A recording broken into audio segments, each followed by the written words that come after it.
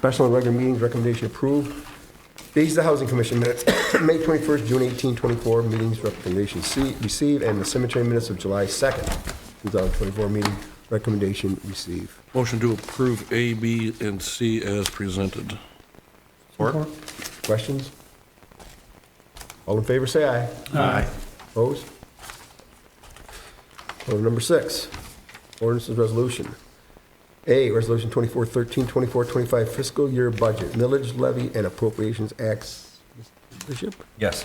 So this evening, I'd like you to consider the 2024-25 fiscal year budget adoption. This is the Millage Levy and Appropriations Act requirement by the City Council. What we are, I'll hit the boilerplate items.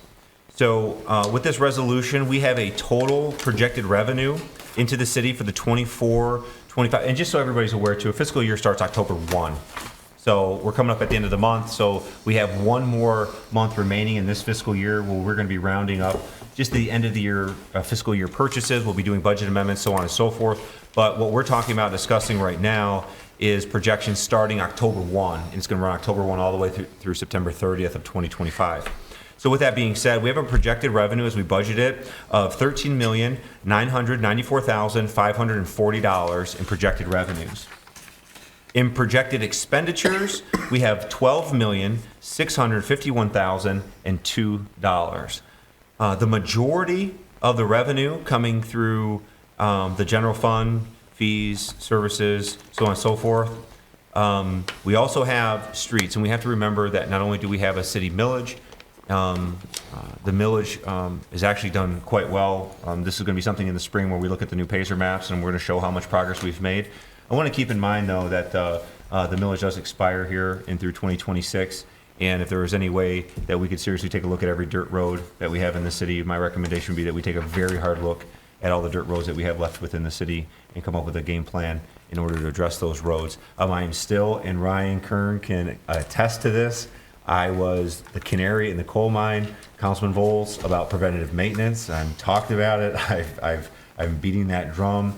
Bill Hazelton at the county's been involved. MDOT has been involved, and we're looking for an actual solution that doesn't actually interfere with residents. Meaning, like, we can blacktop it and seal it, and there's a lot of emulsion products, but it's going to get on the sidewalk and in the driveway and cause about, for every $50,000 worth of work, you're going to create $100,000 worth of cleanup. So we're trying to adjust that. I digress. So another top two revenue lines here, water and sewer rates, and just for the edification of the public that's listening, water rates did increase by average about, I wish I knew the percentage off the top of my head, it's around 6 to 7%, but we held sewer rates. There's zero increase on sewer rates citywide through this fiscal year. Again, with that being said, just under 14 million on the revenue side, and just over 12.5 on the expenditure side. As far as proposed millage rates, the general operating millage, total operating is just under 13 mills. Headley cap is kept at the same. Road millage for municipal streets is at 2.45 mills, and employee pension program, the pension fund is at just under 1 mil, it's 0.98, and for a total local millage of just over 16 mills, 16,3051 to be exact. With your permission tonight, and with the authority of the council, I would like to ask that you take the recommendation to approve this resolution for next year's budget.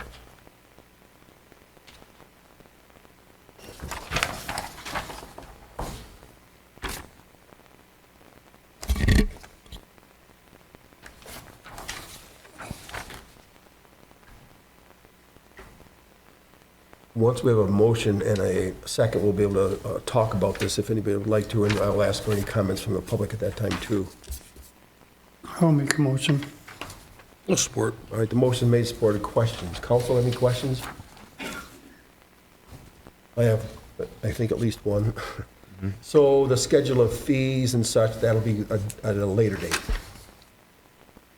We have, the fee schedule itself will be approved as part of this budget. And what you have in front of you is the 24-25 fiscal year office fee schedule. You see the highlighted items.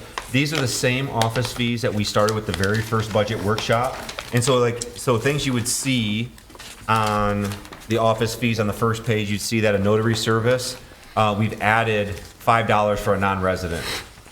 We didn't have that fee before. We added that fee for a non-resident looking for notary services. You'd also see under public safety and charges, so there was a combination of OWI, OWI jail transport, OWI decontamination fee, OWI officer manpower reimbursement. We've collapsed those fees into a singular fee for OWI reimbursable fee for $250. Okay, that was something major out of the public safety. In terms of mowing, you had asked me to go back and to determine what a fair amount was for small, medium, large, and extra large lots. Those are new charges. There's also an ordinance that if we have to go out and mow somebody's yard to handle that transaction, there's a $20 fee for us to having to go manage somebody else's lawn. For a small lot, less than half an acre, it's $116.52. For a medium lot, this is half an acre to an acre, or 0.51 to an acre, it's $233. For a large lot, this is something that's 1.1 to 2 acres, is $350 or $349.56. An extra large lot, anything over 2 acres that we have to mow because of blight, is $466.08. These are new charges, and instead of one flat rate for any size lawn, we went around, we took the average lot size, which is actually 0.6 acres across the city, and we determined what a small, medium, large, and extra large lot was. Okay? Under water sewer rate changes, bulk water use has been increased from 5 to 545. We also added a backflow preventer usage fee. Anybody that's filling up that has a water agreement with the city who does not have a backflow preventer connection with the machine they're using will use the cities to ensure that we don't have backflow into our hydrant system, and that fee is $25. Quarterly reading service fees, those increased, as I had said, upper percentages. Sewer rates held steady. Under the cemetery, Saturday and Sunday or holiday burials went from $300 to $400. Recreation department, community center, the rentals, they went up slight marginal. For a resident, 45 to 60. For a non-resident, 90 to 110. Harbor fees held fast. Pine Shores Golf Course held fast. Banquet hall rentals for non-resident went from $4 to $450 for 6 hours. And then I added at the very end, this is brand new. This is the industrial pretreatment program. So Magna Corporation is the only manufacturer in town that has an industrial pretreatment permit required of them because of what they do in their factory. And because of the IPP, we have non-domestic uses discharge permits. The initial permit that they had to file to just have an IPP was $2,500. And it's $500 per quarter for them to operate under this permit. A permit renewal is $1,250. A pollutant surcharge. Our wastewater folks do a fantastic job. I can't sing their praises enough about easy operations when it comes to tracking pollutant surcharge rates and how they've determined them. We're increasing those rates from what was nominal to something that had put a little more meat on the bones, so to speak. And so things like BODs, these are solids. Also, total suspended solids is going to be have a surcharge attached to it, ammonia and total phosphorus. Total phosphorus jumped substantially, like $6. But it's a heavy fee, and the reason is phosphorus wreaks havoc, and so does ammonia wreaks havoc on our system itself. So when they're discharging, or if they discharge and they get a habit of that, it will be reflected in charges. Okay, and it's substantial. So the IPP that is brand new to this fee schedule. Okay. That is the highlights from the office fees that would be changed. I want to make note, the capital improvement plan, which this is also including what you'd be voting on. We need to take a look at the library, and the heating and cooling system upgrade it's time to do that. I recommended that we start with $100,000 in the capital improvement plan. This will be a project that needs to go out to bid. We need to receive quotes from it, but we need to put attention on our library. Average temperatures in the summers are hot. Average temperatures in the winter are very cold in that building. Okay, so we have set aside $100,000 to address that, and we'll see where that lands.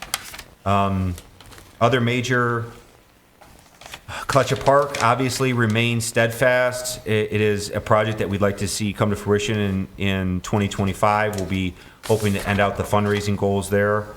Nothing in Pine Shores. The boat harbor, we're looking to replace the boat launch. This is $30,000 worth of launch improvements. And then also to replace the docks on number 2 and 3 dock, do the top boards. We had a fantastic working relationship with RISA's tech students in Construction 1. If you've been to the harbor and you've looked at dock number 1, that is in its entirety done by students. We have zero complaints at the harbor about the work that they did in the craftsmanship. It's led by an instructor who's on site with them as their foreman, but that is primarily student-led job. We have $64,000 to replace both those docks. Major and local streets we've already addressed. Water fund will be clearing out the second phase of the expansion, and sewer fund we're going to start looking at the trickling filter replacement and or repair. That is new, and that is in its entirety. Fees, charges, services, and capital improvement plan to consider.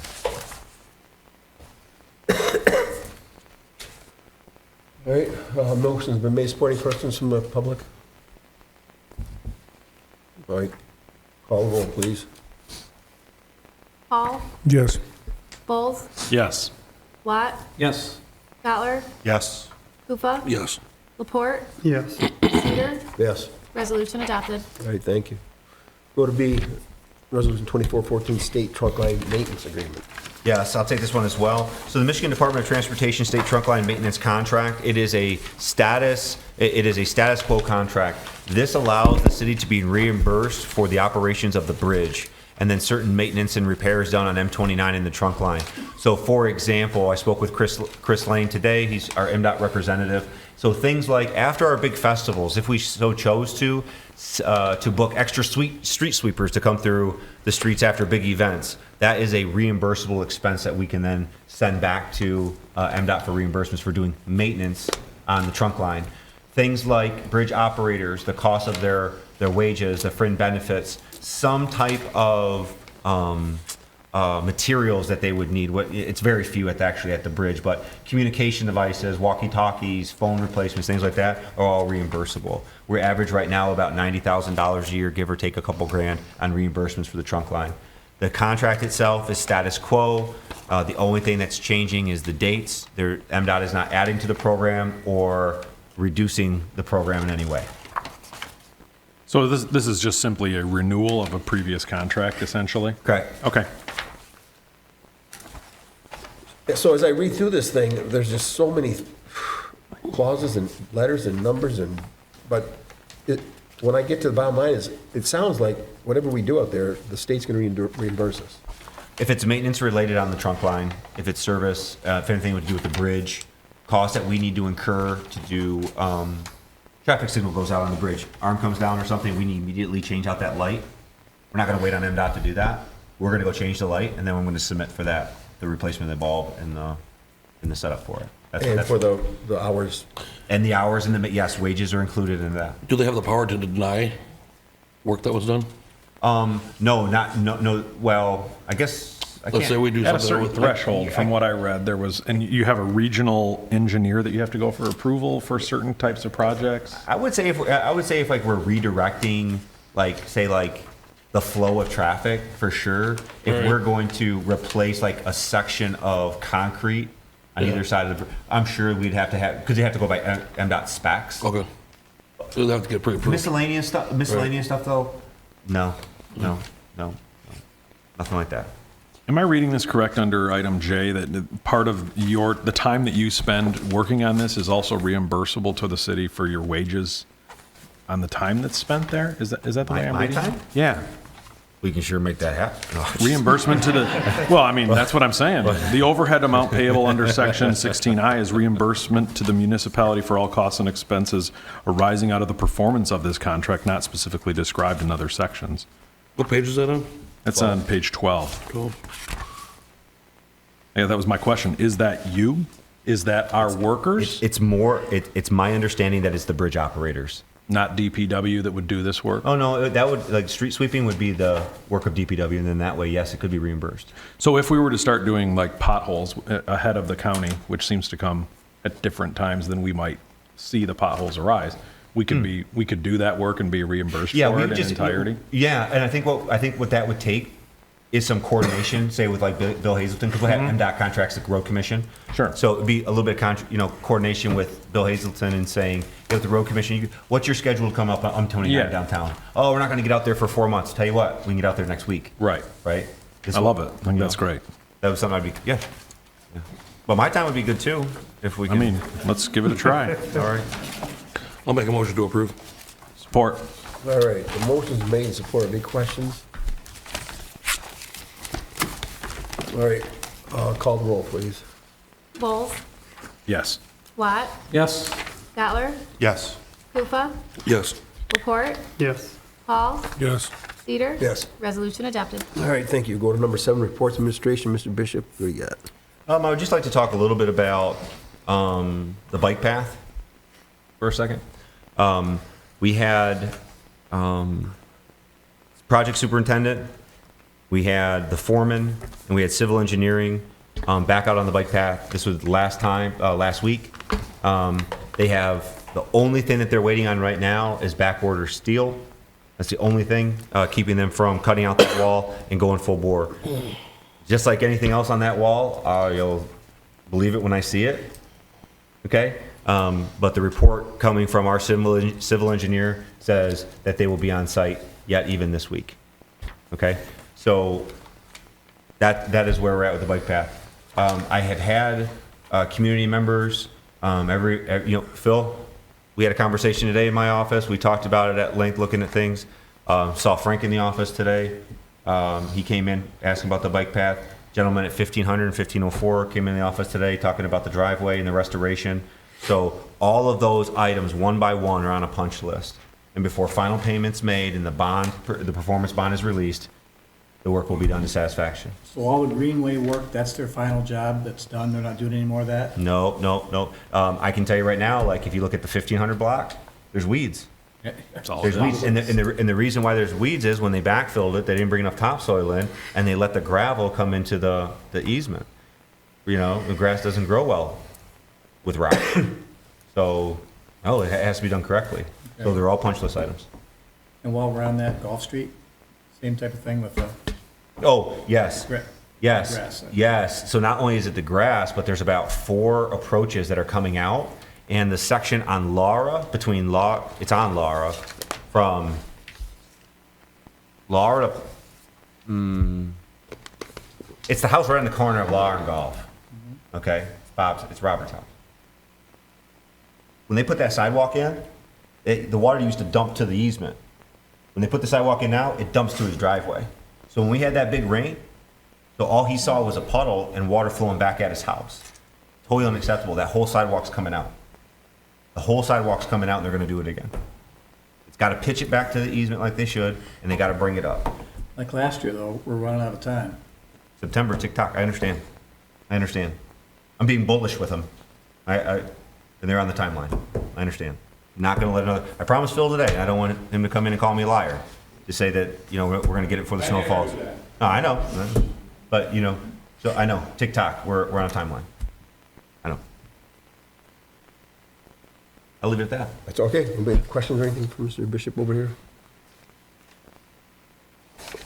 Let's go down to B. Mr. Attorney, Nothing this evening, Your Honor. any questions for Jim? All right, we're going to see, we got some, Recreate Clutcher Park is here to give us an update. Gonna refresh my screen here.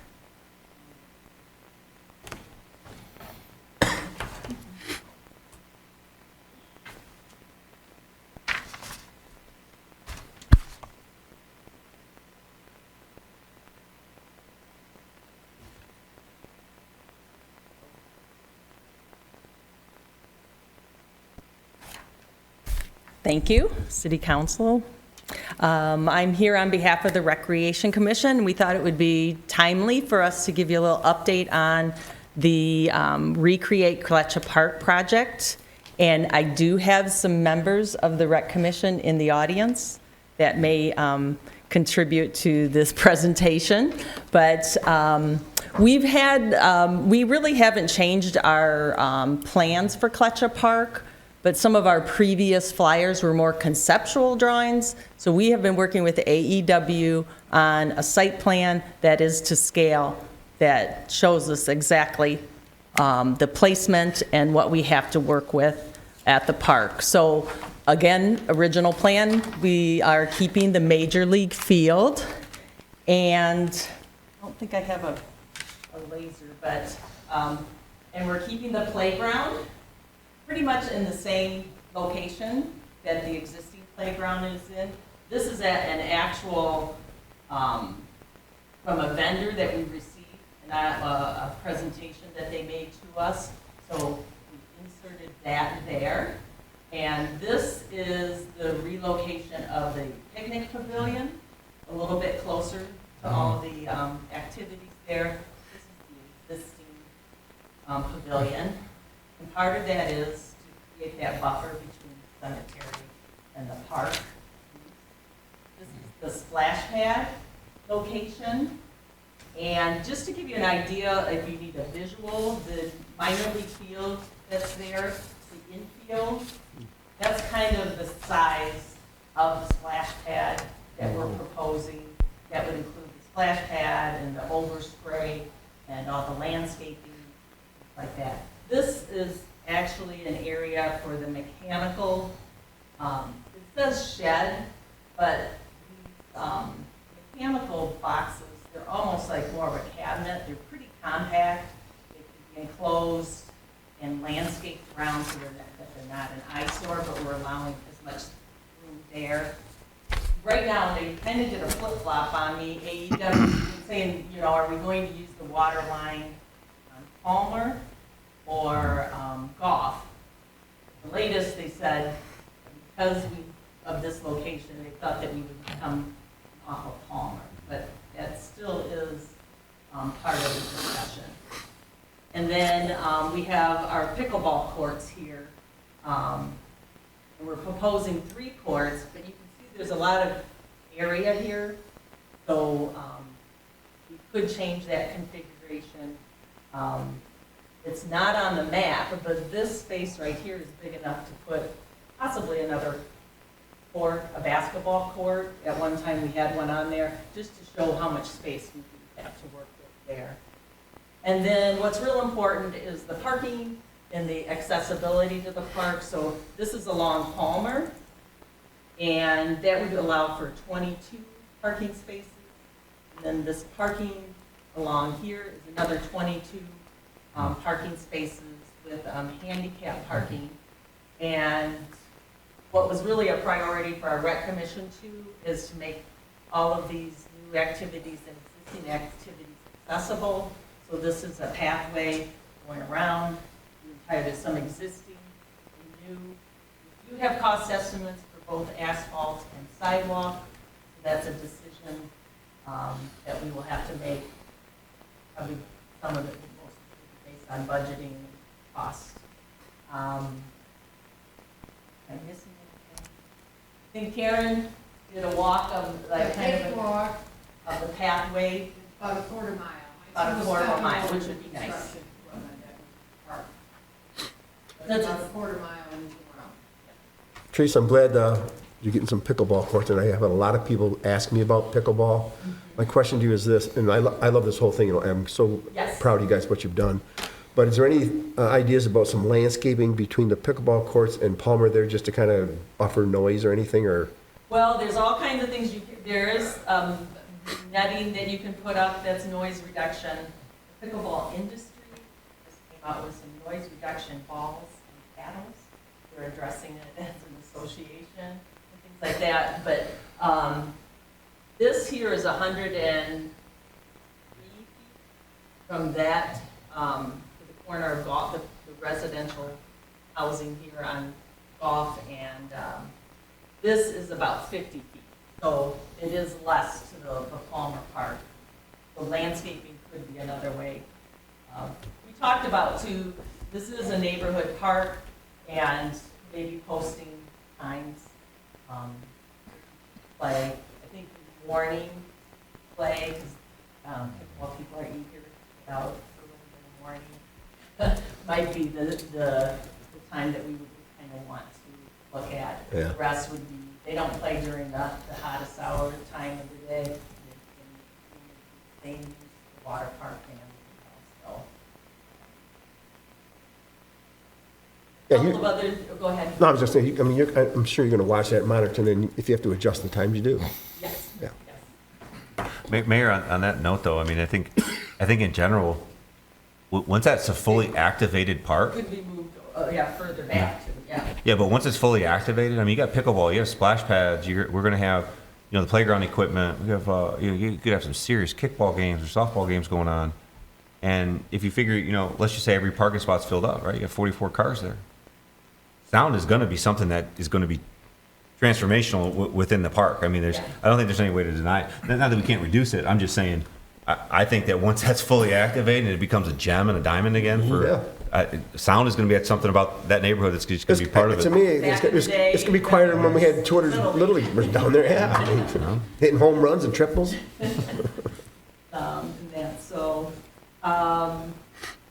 Couple of other things. So, I do have a couple other slides that I'm gonna present too, but just since we have this up here, we saved the millings from the Palmer Street project, and the DPW is going to use that along here. They want to get rid of that before leaf season, so that we have a nice base to work with there. And we're planning on doing some tree trimming. Most of the trees are in the playground area. When we make a decision on our playground, the splash pad vendors and all that, hopefully we'll be seeing some excavating and removal of equipment. We're planning on doing a lot of that in-house to save money.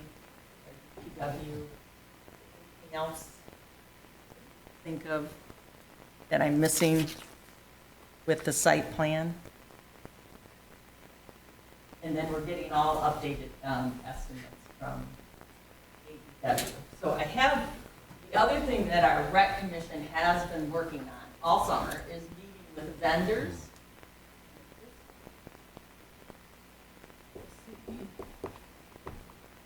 So we've been meeting with different splash pad and playground vendors, and they've been submitting ideas for us, and we have a couple here to highlight, and we're kind of going with a baseball theme with our splash pad. And here's an example of one company that submitted, and this is another splash pad. Oh, cool. That is actually the one that we used on the site plan to fit into the project. And then also the playground would carry over that splash pad theme, or the baseball theme too. So we're getting very close to making a decision. Actually, we hope at our next regular Recreation Commission, we could select a vendor and then start that bidding process for the park. Teresa, when those people with the splash pad come in and talk to you and show you things, do they give you any idea like, okay, if you get this one, this many kids can play on this comfortably? Yes, yes. I don't know if they gave us, I don't know if we talked about actual numbers of, No. per, that I could definitely check into that. And I don't wanna we be do bumping into plan kids on when I'm down there. having, seating and shade, what was that? I didn't want to be bumping into kids when I'm down there. A kid, man, you know. Well, designated hours for Yeah. adults. So that's very exciting, all the different options that have been presented to us. And then just real quickly, to give you an update on our funding. And also, Cargill has been involved, and I think they've been to every one of our vendor visits and our design team meetings and all that. So we're keeping them involved, especially with the splash pad. But right now, most of our funds are from grants. So we received a Cargill grant for $300,000 specifically for the splash pad. We have a community foundation of St. Clair County accessibility grant. And we have a St. Clair County Parks and Recreation Commission grant, $30,000. $10,000 goes to accessibility, $10,000 for the splash pad, and $10,000 for the pickleball courts. And then we have our city local match is $150,000 $150,000 of unused village money that has been carried over. And then this year's village funds dedicated to the project. And then we have been doing fundraisers and receiving individual and organization donations. So we have right now $24,373. I will, just recently, the St. Clair Women's League gave us a $5,000 donation. And this year, the Classic Car Show, the funds we used for Classic Park, and that was over a $4,000 donation that we received from them. So, really appreciate that. And then just some other, our picnic pavilion, looks like it might be a community build. We have people that are interested in providing design services, material, and labor for that. So that kind of the, what we did at Imagination Station, we can do a little bit about that. For the playground install, most likely that's going to be the vendor installing the playground. But the splash pad, we do want to use local services, like for the surfacing, the local contractor. So we are planning on subcontracting out some of that. And then we do have a recreation passport grant that's pending for the pickleball courts in the amount of $200,000. We haven't heard anything, so no news is good news. We're running for that. Those are, and then we'll continue to look at other grant opportunities. And if anybody wants to make donations, you can go to stclairrec.com and there's a donor form. I like the idea about the RISA tech people. Mm-hmm. They all Mm-hmm. all that. So, so that's just a little update.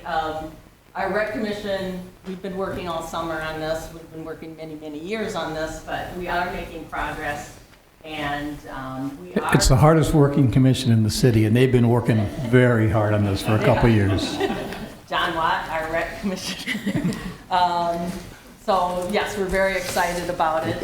And we do feel that, yes, in 2025, we will be breaking some ground on our project, so. Good job, you guys. Thank you very much. I think that's all I have. Leave the clicker here, and I'll take my.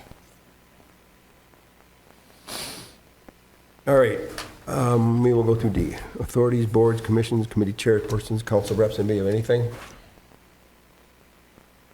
No unfinished business. Number 9, new business. Approve special event permit application, St. Clair High School homecoming parade. Chief Raker? Mayor, Council, I received a request by the high school for their annual homecoming parade to be on September 22nd, Sunday at 3 in the afternoon. It'll go fine to M29 to J, and I have all the paperwork. Motion to approve. Support. All right, the motion is made and supported. Questions? All in favor, say aye. Aye. Opposed? Thank you, Chief. B is discuss Rotary Park, St. Clair Rotary Peace Pole Project. Diane, is that you? Yep. You want to come up and say a few words? Or?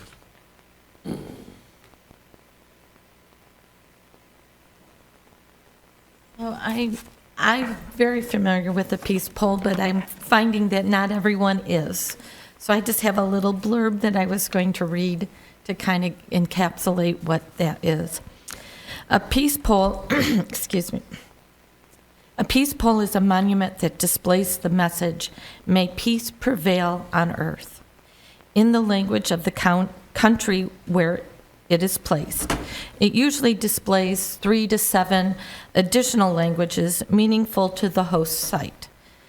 And I've been working with Councilman Volz and some others on trying to get which Native American language would be the proper one for this area.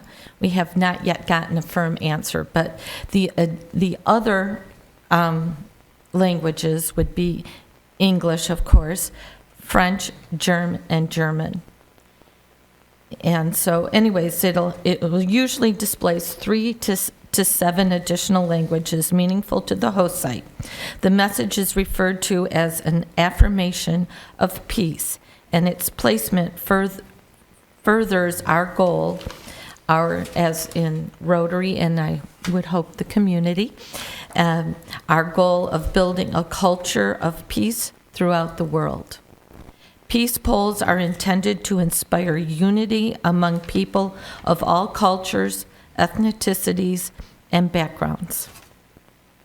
That's it in a nutshell. I have some pictures in our August Rotarian magazine. It's a worldwide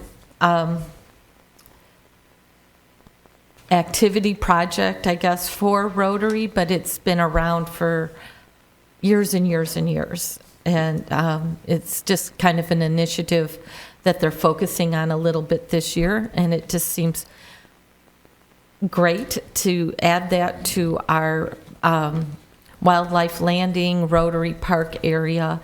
We're planning on doing a dedication because Rotary Centennial Park was built when Rotary International celebrated their 100 years, and now St. Clair Rotary this year is celebrating 100 years of service in this community.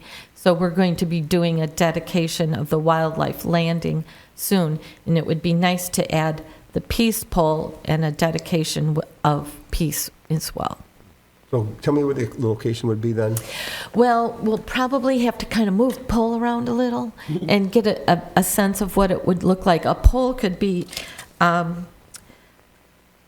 let's see, like 6, 7, 8 feet tall.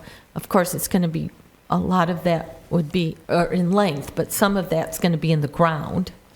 And it kind of depends on how long those words are. If Native Americans are very lengthy in saying how peace prevails on Earth, it might have to be a longer pole, but we'd also like to put a rotary wheel and the word Rotary on it as well. And so my feeling is that it should be kind of near the fishing dock, where the picnic table is, where the parking lot is. This kind of an entrance from all angles, coming from the dock, the boat docks, coming from the parking lot, coming down from Pepper Joe's, that area. All right. And if you have input, we're open to that thought. But right now, I think if we had a poll, we might be able to see better. Are you here tonight looking for a motion to support this project, or just giving us information? Well, I don't know what we're looking for. I just know that because it's a permanent thing, I had to come to city council. Yeah, that's what I assumed. I just want to make sure. Is there, I have pictures here. that would be helpful too. Is there other communities within so far that have these, like? They're world all over. Where's the closest one? Worldwide. Where's the closest one? The closest one? Yeah. I know, let's see, how many years ago would that have been? Maybe 20 years ago, I planted one in Madison Heights. I've planted one in Troy. This is not a new concept. Where the closest one to here, I can't say. But this initiative through Rotary, it'll be registered, and so we'll know where all those are. And those will be published. People might even come to see the peace pole. Does St. Clair have a sister city on the register somewhere? I feel like we do. I don't remember what it is, though. Do you know the name of it? Family. Well, it'd just be interesting if it Yeah. was a different language from our sister city. Absolutely. That's like an that. excellent idea. Nick, can you remember? I can't remember. I feel like we had one. I'm not aware of it. I think we can look into it, though. Oh, okay. Yeah, look into it. and Rotary often We have one. has sister cities, so if we don't, maybe we can work on that.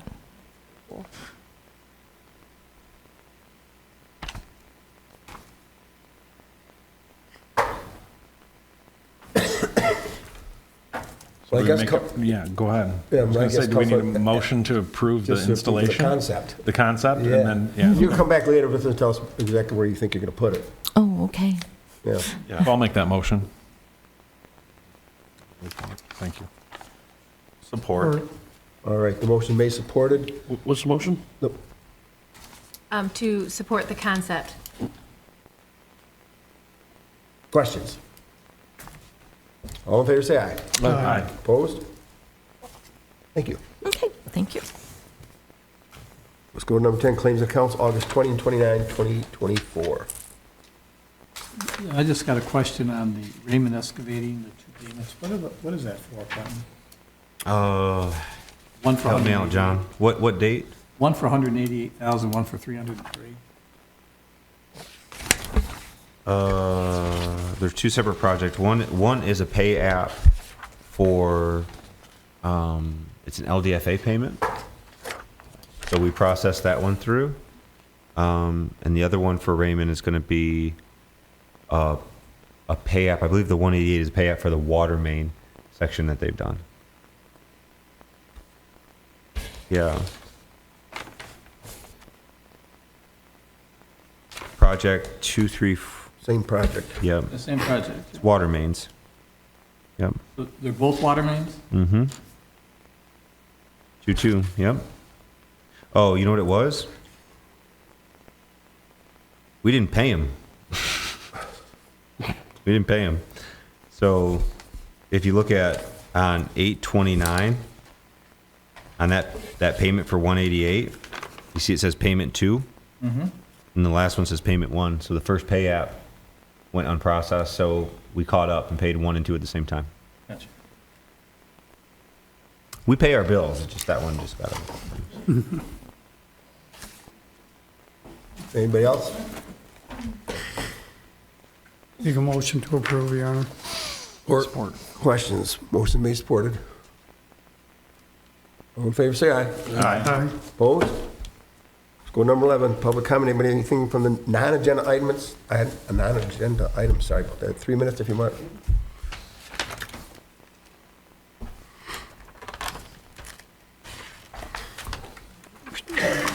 Bill Claimant, 1374 South Riverside. Last week when it rained, Oak and South Riverside, 10 inches of water in the intersection. When are we gonna do something about it? Before somebody goes through there at hydroplanes and something really happens bad? Wait, what day was that? The last time it rained, Bill, I don't know. I went down there. Every time it rains, it floods. I went down there, and I sat in that intersection. The every time it day rains. we got 2 inches of rain, the night we got 2 inches of rain. Every time we get heavy rainfall, it floods. Yeah, I go down there because I know what a pickle that thing is. Go down there with a shovel and clean the catch I basin took a out, shovel because with that's me, where the and I stone did. is. Okay, I don't know what exactly day it is. It floods. Yeah. What are we gonna do to cure the problem? I have to go down there and clean that manhole off. There's gotta be some fix to it. So, I agree, but here's the problem down there, but I know you know this, but Oak Street drains down into there, and that's a gravel road. And South Riverside drains from the north to the south, and all that water's coming down there, and all that dirt and stuff's coming down there, it's all hitting at that manhole. So what you got down there is the perfect storm, because the guy that lives in that corner, those Well- trees are huge. We had the same problem at 8th and Clinton. The gravel washed down the road. What did we do over there? But it's not the same situation, because that situation down there at Oak and South Riverside, It's gravel washing down Oak Street. but you don't have the hill like South Riverside coming down from the north to the south, and the trees on that corner like 8th Street didn't have that. Well, I was told when Gulf Street was redone, that would solve the problem. The engineer stood here and told me that. So my question is, what are we gonna do about it? When are we gonna fix it before somebody gets hurt? You get 10 inches of water in that intersection. Well, I gotta tell you, I went down there, I did not see that, but I'm not saying it wasn't that, but when I got down there, there was maybe 3 inches of water. I cleaned that manhole cover off, it was gone in 30 seconds, I bet. Well, that's fine. So how are we gonna stop the manhole from getting filled?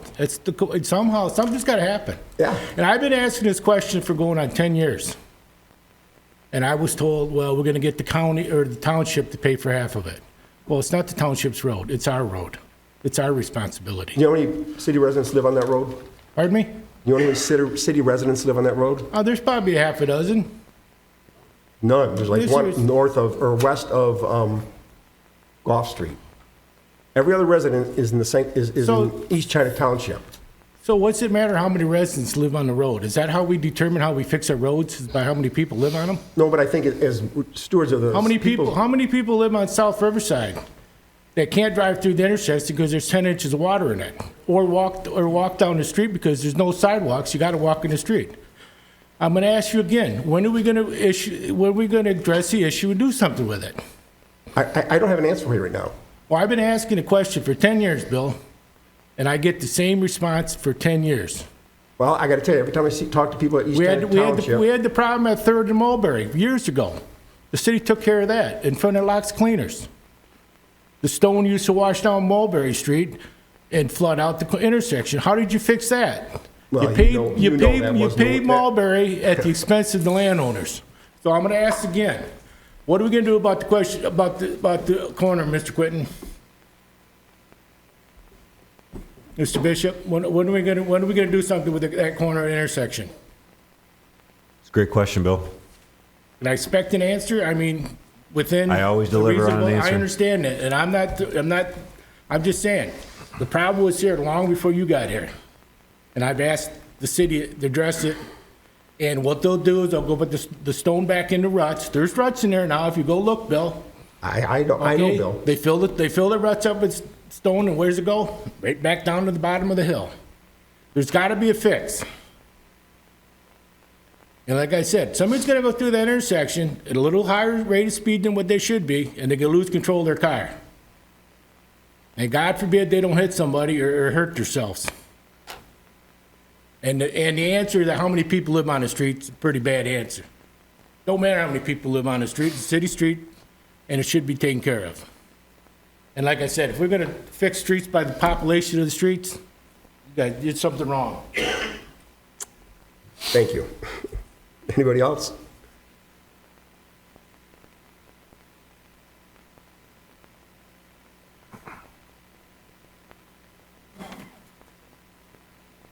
Going to be a hard act to follow. Phil Lundman, 902 Clinton. First of all, I want to thank Mr. Bishop for his time today. I know he's a busy man, and he took time out to have a few words with me, and I do appreciate it. Anytime, Phil. We're going to talk about the bike path again. I'll be brief. You've already heard most of it. We are rapidly approaching the first-year anniversary for the start of this bike path project. It was started in early September of '23. I don't have the exact date. I can get it looking on my camera when I took pictures, but I don't need it. It's almost 1 year later, and this project is nowhere near being finished, especially in front of our three homes, which has been the bottleneck of the whole project in the first place. And I tried to tell you that early on, but nobody listened. The contractors were only in front of my house and that of my neighbors to the west of me for 4 days during the entire month of August that I remember or saw them. Now, I gotta admit, I was out of town for a day or two up at my cabin, so it's possible they were there. But anyway, I started keeping a record of when they were there when they first showed up in August. They were basically doing a lot of busy work, standing around, talking, patching a few holes in the wall where it had the rods going through for the supports, and they were smoothing the concrete with an abrasive block. Just general busy, nothing really eccentric. After the 13th of August, I never saw any of the contractors in our area again for the month of August, and they still aren't there.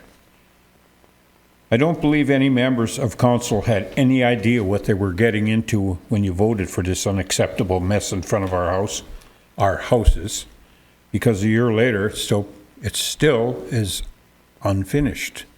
And Mr. Bishop, I do believe that what you told me is going to become true. At some point in time, it will. I hope I live long enough to see it.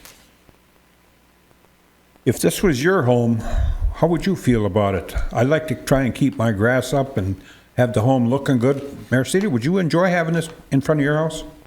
I don't think so. You needn't answer me. I know the answer for it already. I was truthful in everything I told you about our steep driveways, but nobody on council believed me because the engineer said it would work. if we go away tonight with anything, I hope all of you learned something from this, and the next time, do your homework before you reject what somebody tells you. Thank you. Thank you, Phil. Anybody else, sir? Jerry Measle, 1021 Troon. Mr. Mayor and council members, I'm here tonight to address the events of August 31st when I was awakened at 11:30 p.m. to the tunes of Rocket Man coming from the St. Clair Plaza. Hearing the music so well that I could even understand the lyrics was somewhat of a surprise since I live over a quarter of a mile away from the plaza. I called the St. Clair Police Department, upon which the phone call was rerouted to Central Dispatch. Bailey answered. I said I'd like to file a noise complaint due to the band still playing at the plaza. As a side note, I have no problem with the bands playing downtown. It's important to have a viable business district. I'm sure having bands on the weekend helps boost revenues for the business. Most of the time I can barely hear the bands. Problem comes when the bands play beyond the end time, and they're so loud that you get woke up. Back to the call. Shortly after talking with Central Dispatch, I received a call from the St. Clair police officer on duty that night. She informed me that the band had a permit that allowed them to play till midnight, which I found to be surprising since previously, to my knowledge, bands always stopped at 11 p.m. And according to the Chamber of Commerce board at the back of the chamber here, they're all scheduled till 11 p.m. Also, if you go to the St. Clair on the River website, it indicates 11 p.m. quit time for bands, and the band's own flyer indicated that they were playing from 7 till 11. So why are they still playing at 11:30? The officer informed me they had a permit till midnight. Either the officer was misinformed or just blowing me off. I then asked who issued the permit. The officer stated that the city St. Clair Chamber of Commerce issued the permit, which I thought was odd because I thought permits would be issued by the city for such events. Well, the band continued to play past midnight, the stated time by the officer. So I called back, went through Central Dispatch again, and said, hey, it's past midnight, the band's still playing. Can you do something about it? I must state it's not really clear what time they were supposed to quit, 11 p.m. or midnight. Seems like it should have been 11 p.m. I have 3 different things stating that. And if that's the case, why didn't the police department do something about it? What are the consequences of bands going beyond the specified time limit of the permit?